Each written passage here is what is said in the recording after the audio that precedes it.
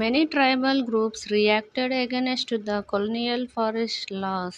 They disobeyed the new rules, continued with the practices that were declared illegal, and at times rose in open rebellion. Such was the revolt of Sangma in 1906 in Assam, and the forest satyagraha of the 1930s in the central provinces. వలస అటవీ చట్టాలకు వ్యతిరేకంగా అనేక గిరిజన సమూహాలు ప్రతిస్పందించాయి. వారు కొత్త నియమాలను ఉల్లంఘించి చట్టవిరుద్ధమని ప్రకటించిన వారి పద్ధతులను కొనసాగించారు. కొన్నిసార్లు బహిరంగ తిరుగుబాటు చేశారు. 1906లో అస్సాంలో జరిగిన సోంగ్రామ్ సంగ్మా తిరుగుబాటు, 1930లలో మధ్య పరగణాలలో జరిగిన అటవీ సత్యాగ్రహం ఇలాంటివే. The program with trade. During the 19th century, tribal groups found that trades and moneylenders were coming into the forest more often, wanting to buy forest produce, offering cash loans, and asking them to work for wages. It took tribal groups some time to understand the consequences of what was happening. 19వ శతాబ్దంలో అటవీ ఉత్పత్తులు కొనుగోలు చేయడం కోసం, నగదు రుణాలు అందించడం కోసం, వేతనాలకు పనిచేయమని కోరడం కోసం చాలా మంది వ్యాపారులు తరచుగా వచ్చేవారు. వడ్డీ వ్యాపారులు అడవులలోకి వస్తున్నట్లు గిరిజనులు గమనించారు. జరుగుతున్నది దాని పర్యవసానాలను అర్థం చేసుకోవటానికి గిరిజనులకు కొంత సమయం పట్టింది.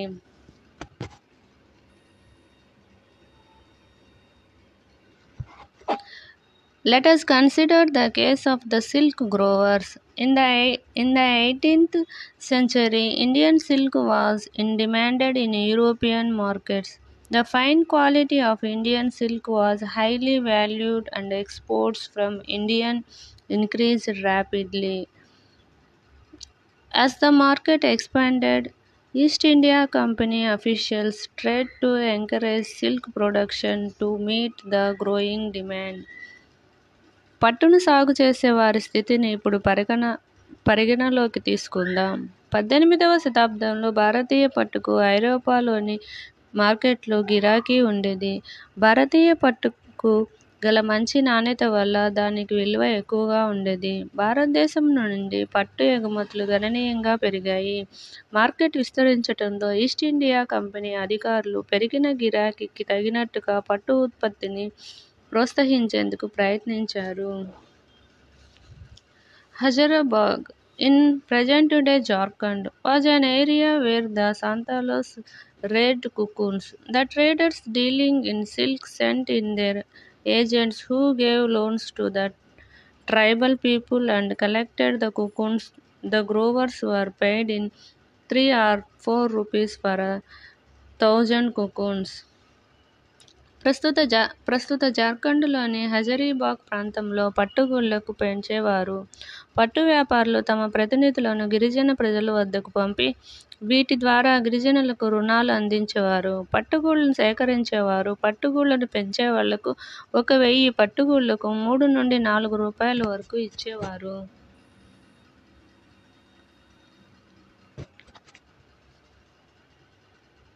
These were then exported to Bharadwan and Gaya, where they were sold in 5 times the price. The middlemen, so called because they arranged deals between the exporters and silk growers, made huge profits. The silk growers earned very little. Understandably, many tribal groups saw the market and the traders as their main enemies. తర్వాత వీటిని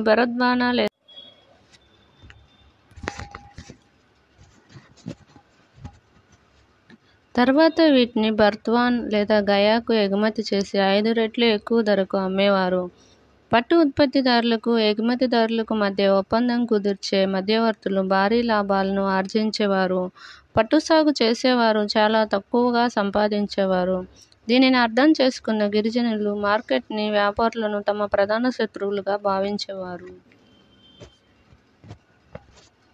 చిత్రం 9లో చాపను అల్లుతున్న ఒక హజాంగ్ మహిళ స్త్రీలకు ఇంటి పని అనేది ఇంటికి మాత్రమే పరిమితం కాదు. వారు పసిబిడ్డలను కూడా వారితో పాటు వ్యవసాయ క్షేత్రాలకు, కర్మాగారాలకు తీసుకెళ్లేవారు.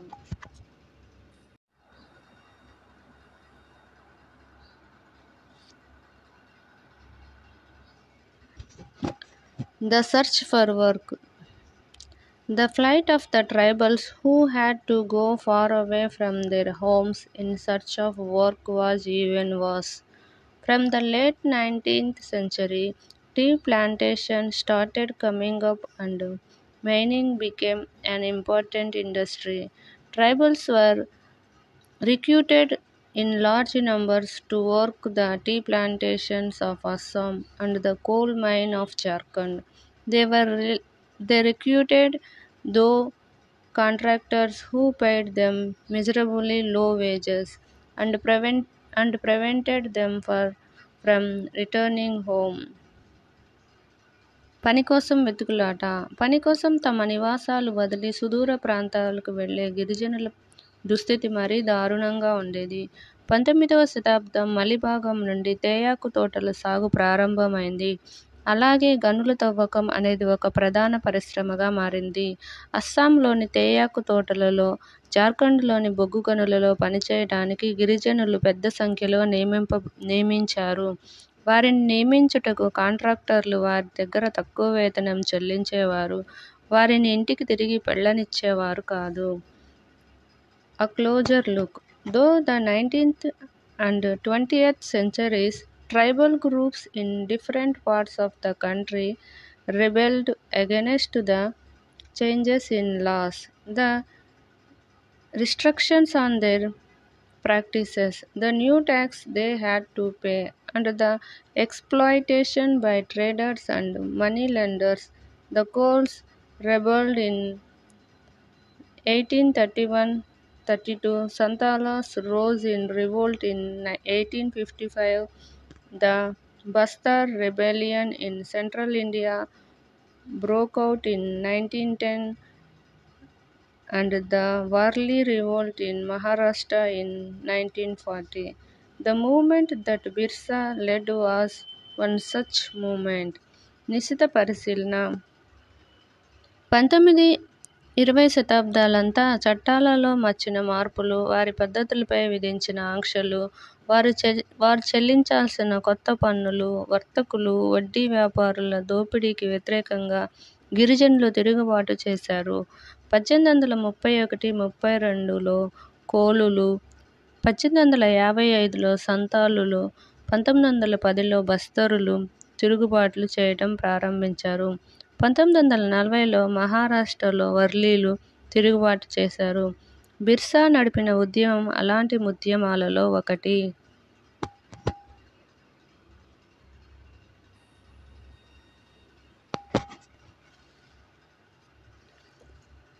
బీహార్ బొగ్గు గనిలో కార్మికులు. 1920లలో బీహార్లోని జార్జియా, రాణిగంజ్ బొగ్గు గనులలో తవ్వకాలు జరిపేవారు. సుమారు 50% మంది గిరిజనులు కలరు. చీకటిగా ఉన్న, ఊపిరాడని లోతుగా ఉన్న గనులలో పనిచేయటం అనేది కేవలం ప్రమాదకరమైనది మాత్రమే కాదు,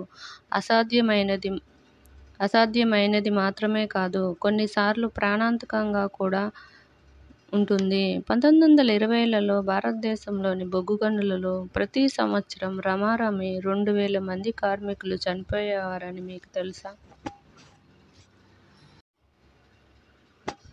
Birsa Munda. Birsa was born in the mid-1870s, the son of the poor father. He grew up around the forests of Bahanda, grazing sheep, playing the flute, and dancing in the local akhara.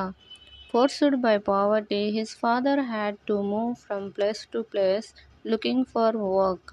As an adolescent, Birsa heard tales of the Munda uprising of the past and saw the sirdars of the community urging the people to revolt. Birsa Munda 1870 మధ్యకాలంలో బిర్సా జన్మించాడు. ఒక పేద తండ్రికి కొడుకుగా అతను బొహండా అడవుల చుట్టూ గొర్రెలు మేపుతూ, వేణువు వాయిస్తూ, స్థానిక అఖాడాలలో నృత్యం చేస్తూ పెరిగాడు. పేదరికం కారణంగా అతని తండ్రి పని కోసం ఒక చోటు నుండి మరొక చోటికి వెళ్ళేవాడు. యుక్త వయసులో బిర్సా గతంలో జరిగిన ముండాల తిరుగుబాట్ల గురించి కథలుగా విన్నాడు. ముండా సమూహానికి చెందిన సిర్దార్లు ప్రజలని తిరుగుబాటు చేయమని కోరటం చూశాడు. They talked of a golden age when the Mundas had been free of the oppression of the Ghurs, and said there would be a time when the ancestral right of the community would be restored. They saw themselves as the descendants of the original settlers of the region, fighting for their land. Mulki Ka Larai, reminding people of the need to win back their kingdom. దిగులు అణచివేతకు ముందు ముండాలు స్వేచ్ఛగా గడిపిన స్వర్ణయుగం గురించి వారు చర్చించేవారు. వారి తెగ పూర్వీకుల హక్కును పునరుద్ధరించే సమయం వస్తుందని వారు చెప్పేవారు. ఆ ప్రాంతానికి చెందిన మూలవాసులకు తాము వారసులుగాను, వారి భూమి ముల్కి లడాయి కోసం పోరాటం చేస్తున్నట్టు భావించి వారి రాజ్యాన్ని తిరిగి పొందాల్సిన అవసరం గురించి ప్రజలకు గుర్తు చేశారు.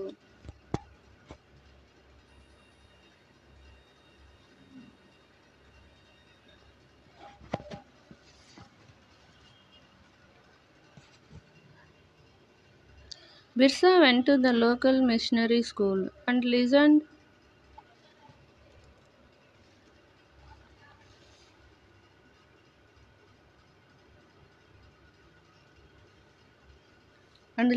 to the sermons of missionaries. There too he heard it said that it was possible for the Mundas to attain the kingdom of heaven and regain their lost rights. There would be possible if they become good Christian and gave up their bad practices. Later Birsa also spent some time in the company of prominent Vaishnav preacher. He wrote the sacred thread and began to value the importance of purity and piety. Birsa స్థానిక machinery పాఠశాలలకు వెళ్ళేవాడు. మిషనరీల ప్రబోధాలను వినేవాడు. ముండాల స్వర్గరాజ్యం కోల్పోయిన హక్కులను తిరిగి పొందతారని అక్కడ కూడా చెప్పడం అతడు విన్నాడు. చెడు పద్ధతులు వదిలిన వారు మంచి క్రైస్తవులుగా మారినప్పుడు ఇది సాధ్యపడుతుందని చెప్పేవారు. ఆ తరువాత బిర్సా ఒక ప్రముఖ వైష్ణవ బోధకుడి సహవాసంలో కొంతకాలం గడిపాడు. అతను జంధ్యాన్ని ధరించాడు. స్వచ్ఛత, దైవభక్తికి ఉన్న ప్రాధాన్యతను విలువనివ్వటం ప్రారంభించాడు.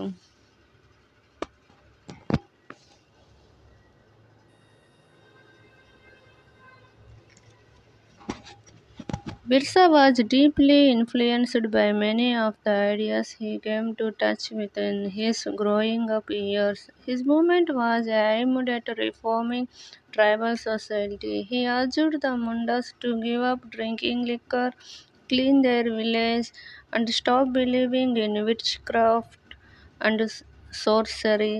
But we must remember that Birsa also turned against missionaries and Hindu landlords. He saw them as outsider forces that were ruining the Mundas' way of life. Birsa తాను ఎదుగుతున్న వయసులో తారసపడిన అనేక ఆలోచనల ద్వారా ఎక్కువగా ప్రభావితం అయ్యాడు. గిరిజన సమూహాలను సంస్కరించాలన్నదే అతని ఉద్యమ లక్ష్యంగా ఉండేది. మద్యపానం వదిలివేయాలని, గ్రామాన్ని శుభ్రంగా ఉంచాలని, మంత్రవిద్యలు, చేతబడులను నమ్మడం మానివేయాలని అతను ముండాలను అభ్యర్థించాడు. కానీ బిర్సా మిషనరీలకు, హిందూ భూస్వాములకు కూడా వ్యతిరేకంగా మారాడనే విషయం మనం తప్పక గుర్తుంచుకోవాలి. ముండాల జీవన విధానాన్ని నాశనం చేస్తున్న బాహ్య శక్తులుగా వారిని అభివర్ణించాడు. In 1895,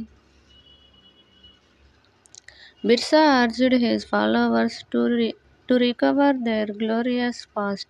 He talked to a golden age in the past, Satyayug, when Mundas lived a good life, constructed embankment, tapped natural springs, planted trees and orchards, practiced cultivation to earn their living. They did not kill their brethren and relatives. They lived honestly. Birsa also wanted people to once again work on their land, settle down and cultivate their field.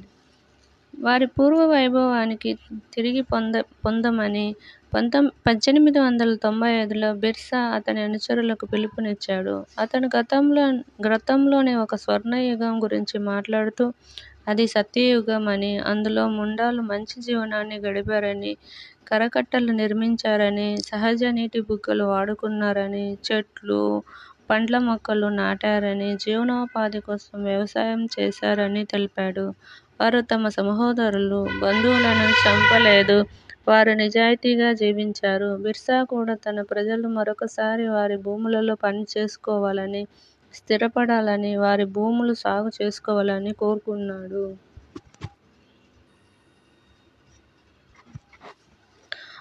What worried British officials most was the political aim of the Birsa movement, for it wanted to drive out missionaries, moneylenders, Hindu landlords, and the government and set up a Munda Raj with Birsa at its head. The movement identified all these forces as the cause of the misery the Mundas were suffering. మిషనరీలకు, వడ్డీ వ్యాపారులకు, హిందూ భూస్వాములను, ప్రభుత్వాన్ని తరిమి కొట్టాలని, బిర్సా అధిపతిగా ముండా రాజ్యం ఏర్పాటు కావాలని రాజకీయ లక్ష్యంతో కొనసాగిన బిర్సా ఉద్యమం బ్రిటిష్ అధికారులను ఎక్కువగా కలవరపెట్టింది. ఈ కారకాలన్నీ ముండాలు అనుభవిస్తున్న దుస్థితికి కారణంగా ఈ ఉద్యమం గుర్తించింది. వైష్ణవులు విష్ణువును ఆరాధించేవారు.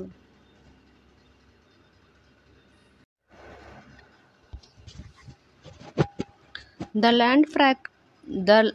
land policies of the British were destroying their traditional land system. Hindu landlords and moneylenders were taking over their land, and missionaries were criticizing their traditional culture. British వారి భూ విధానాలు వారి సంప్రదాయ భూ వ్యవస్థను నాశనం చేసేవి. హిందూ భూస్వాములు, వడ్డీ వ్యాపారులు వారి భూమిని స్వాధీనం చేసుకునేవారు. మిషనరీలు వారి సంప్రదాయ సంస్కృతిని విమర్శిస్తుండేవి. As the movement spread, the British officials decided to act. They arrested Birsa in 1895, convicted him on charges of rioting and jailed him for 2 years. ఈ ఉద్యమం వ్యాప్తి చెందడంతో బ్రిటిష్ అధికారులు చర్య తీసుకోవాలని నిర్ణయించుకున్నారు. 1895లో బిర్సాను అరెస్టు చేసి అల్లర్లకు పాల్పడుతున్నాడనే ఆరోపణల మీద దోషిగా నిర్ధారించి 2 సంవత్సరాలు జైలులో ఉంచారు. When Birsa was released in 1897, he began touring the villages to gather support. He used traditional symbols and language to rouse people, urging them to destroy Ravana, Dikus and the Europeans, and they established a kingdom under his leadership. Birsa's followers began targeting the symbols of Diku and European power. They attacked police stations and churches, and raided the property of moneylenders and zamindars. They raised the white flag as a symbol of Birsa Raj. 1897లో బిర్సాను విడుదల చేసినప్పుడు ప్రజల మద్దతు పొందటం కోసం అతడు గ్రామాలను పర్యటించటం ప్రారంభించాడు. అతను సంప్రదాయ చిహ్నాలు, భాషను ఉపయోగించి ప్రజలను ప్రేరేపించి రావణుని అంతం చేయాలని దీకులు మరియు ఐరోపా వారు అతని నాయకత్వంలో రాజ్యాన్ని స్థాపించాలని కోరాడు. దీనితో బిర్సా అనుచరులు దీకులు ఐరోపా వారి అధికారానికి చిహ్నాలుగా ఉన్న వాటిని లక్ష్యం చేసుకున్నారు. వారు రక్షక భటుల నిలయాల మీద, చర్చిల మీద దాడి చేశారు. వ్యాపారులు, జమీందారుల ఆస్తులను దోచుకున్నారు. బిర్సా రాజ్యానికి చిహ్నంగా వారు తెల్ల జెండాలను ఎగురవేశారు.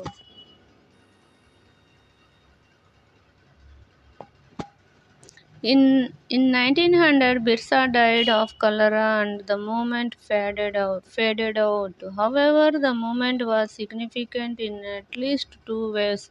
First, it forced the colonial government to introduce laws so that the land of the tribals could not be easily taken over by the Kus. Second, it showed once again that the tribal people had the capacity to protest against injustice and express their anger against colonial rule. They did this in their own specific way, inventing their own rituals and symbols of struggle. 1900 సంవత్సరంలో బిర్సా కలరా వ్యాధితో మరణించటంతో ఉద్యమం నీరుగారిపోయింది. అయినప్పటికీ ఈ ఉద్యమం రెండు విషయాలలో ప్రాముఖ్యత సంతరించుకుంది. మొదటిది, ఆదివాసుల భూమిని దీకులు సులభంగా స్వాధీనం చేసుకోలేని విధంగా చట్టాలను ప్రవేశపెట్టేలా వలస ప్రభుత్వాన్ని ప్రోద్బలం చేసింది. రెండవది, ఆదివాసుల ప్రజలు అన్యాయాన్ని వ్యతిరేకిస్తూ నిరసన చేయవలసిన సమర్థత కలదని, వలస పాలనపై వారు ఆగ్రహాన్ని వ్యక్తం చేయగలరని మరోసారి నిరూపించబడింది. వారి స్వీయ ఆచారాలు, పోరాట చిహ్నాలు ఆవిష్కరించుకొని వారి సొంత నిర్దిష్ట మార్గాలలో ఇది చేశారు.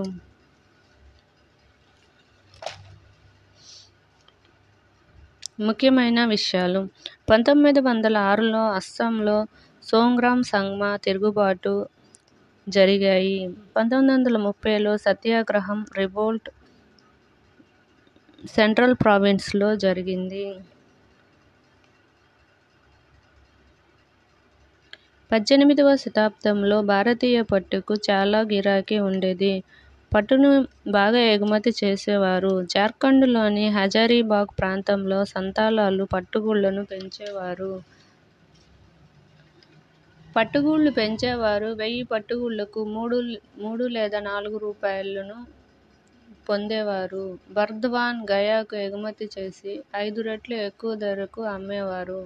దీనివలన మధ్యవర్తులకు ఎక్కువ లాభం చేకూరేది. పని కోసం దూర ప్రాంతాలకు వెళ్ళేవారు.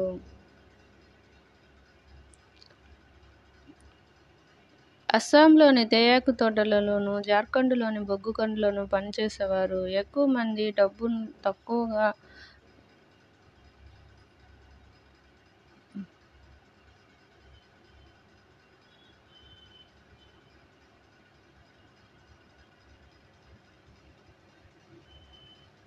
1831–32లో కోలులు తిరుగుబాటు చేశారు. 1855లో సంతాలాలు తిరుగుబాటు చేశారు. 1910లో బస్తర్లు సెంట్రల్ ఇండియాలో తిరుగుబాటు చేశారు. 1940లో వర్లీలు మహారాష్ట్రలో తిరుగుబాటు చేశారు.